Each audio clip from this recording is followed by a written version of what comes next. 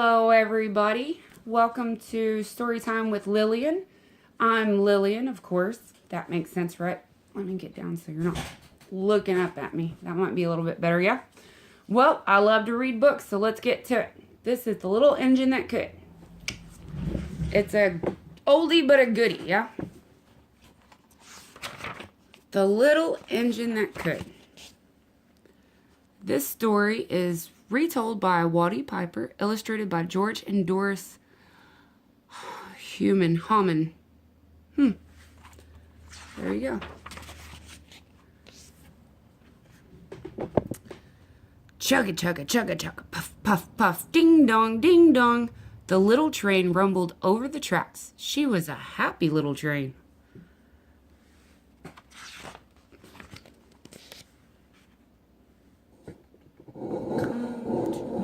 There we go. For she had such a jolly load to carry. Her cars were filled full of good things for boys and girls.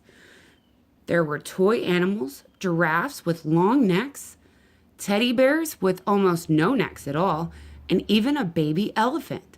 Then there were dolls with blue eyes and yellow curls, and dolls with something. Brown eyes and brown bobbed heads, and the funniest little toy clown you had ever saw. And there were cars full of toy engines, airplanes, tops, jackknives, pictures, puzzles, books, and every kind of thing boys and girls could ever want. That all sounds so cool, doesn't it?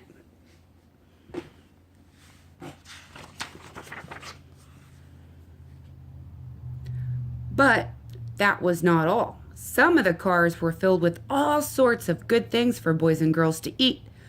Big golden oranges, red-cheeked apples, bottles of creamy milk for their breakfast, fresh spinach for their dinners, peppermint drops and lollipops for after-meal treats.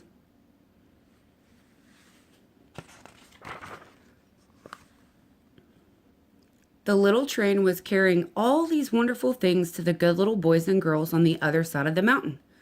She puffed along merrily. Merrily means she puffed along as good as she could, but she wasn't that good. Then all of a sudden she stopped with a jerk. She simply could not go another inch. She tried and she tried, but her wheels would not turn.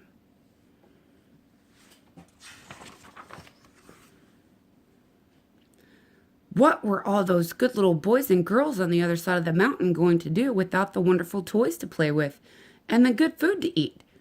Here comes a shiny new engine, said the funny little clown, who jumped out of the train. Let us ask him to help us. So all the dolls and toys cried out together. Hey, stop!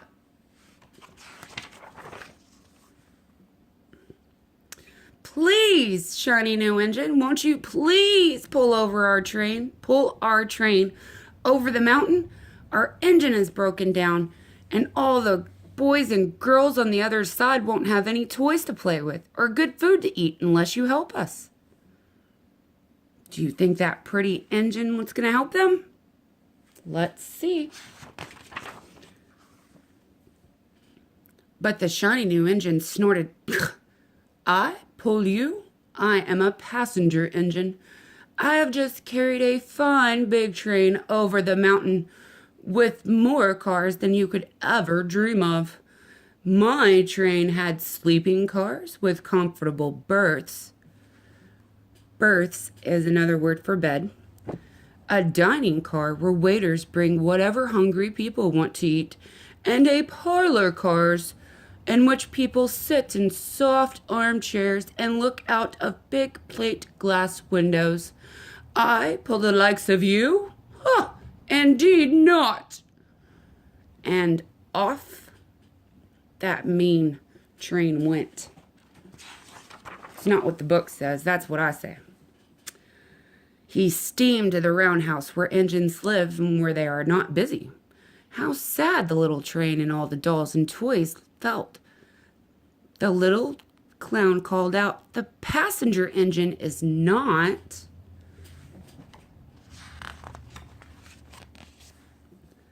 the only one in the world. Here is another engine coming. A great, big, strong one. Let us ask him to help us." The little toy clown waved his flag and the big, strong engine came to the stop. "Please, oh please, big engine," cried all the dolls and toys together. "Won't you please pull our train over the mountain? Our engine is broken down and the good little boys and girls..."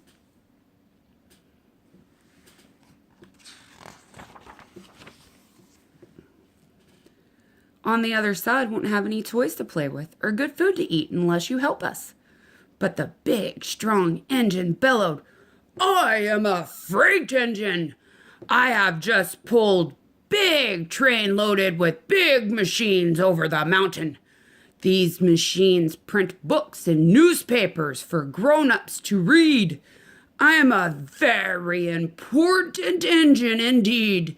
I won't pull the likes of you." And the freight engine puffed off. What a meanie, right? Why is nobody helping these guys? Indignantly to the roundhouse. That's a hard word to say. The little train and all the dolls and toys were very sad. "Cheer up," cried the little toy clown. "The freight engine is not the only one in the world. Here comes another. He looks very old and tired, but our train is so little, perhaps he can help us." So the little toy clown waved his flag and the dingy, rusty, old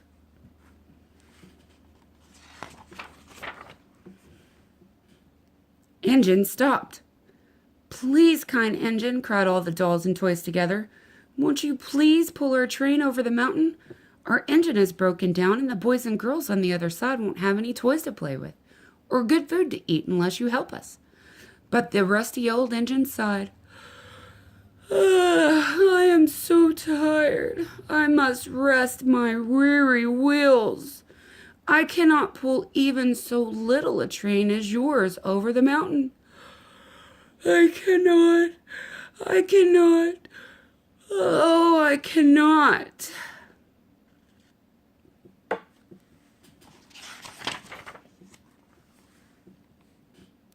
And off he rumbled to the roundhouse, chugging, I cannot.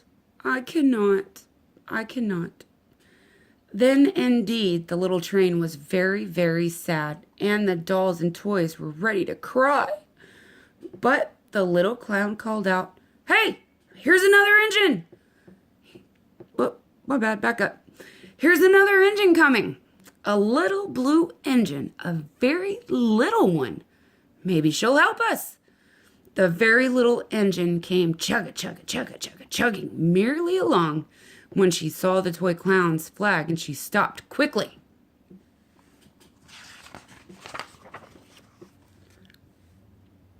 "What's the matter, my friends?" she asked kindly. "Oh, little blue engine," cried the dolls and toys. "Will you pull us over the mountain? Our engine is broken down, and the good boys and good girls on the other side won't have any..." What? "Toys to play with. And what?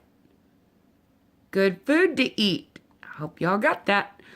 "Unless you help us. Please, please help us."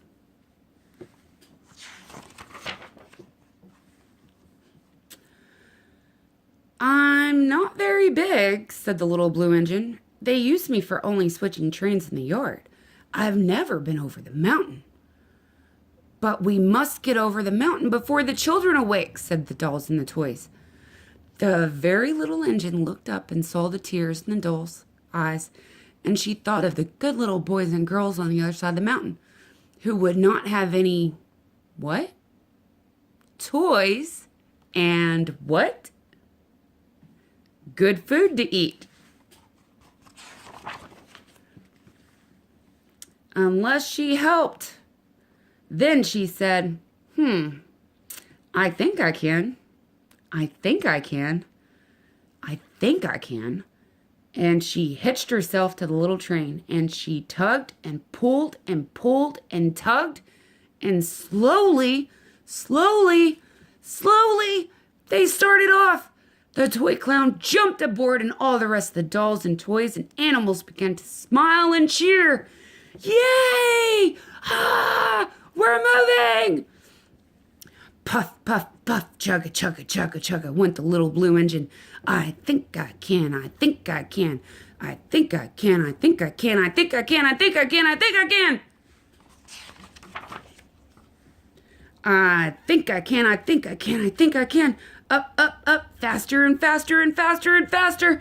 The little engine climbed until they last reached the top of the mountain. Down in the valley lay the city.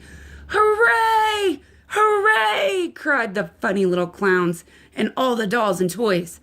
The good little boys and girls in the city will be happy because you helped us, kind little blue engine.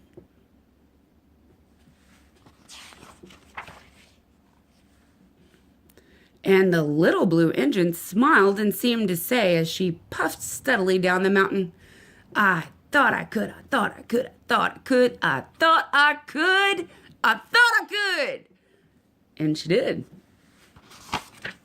And that is the little engine that could. If you've never heard this book, I'm always good for classics. Thank you guys so much for listening. Until next time. Bye.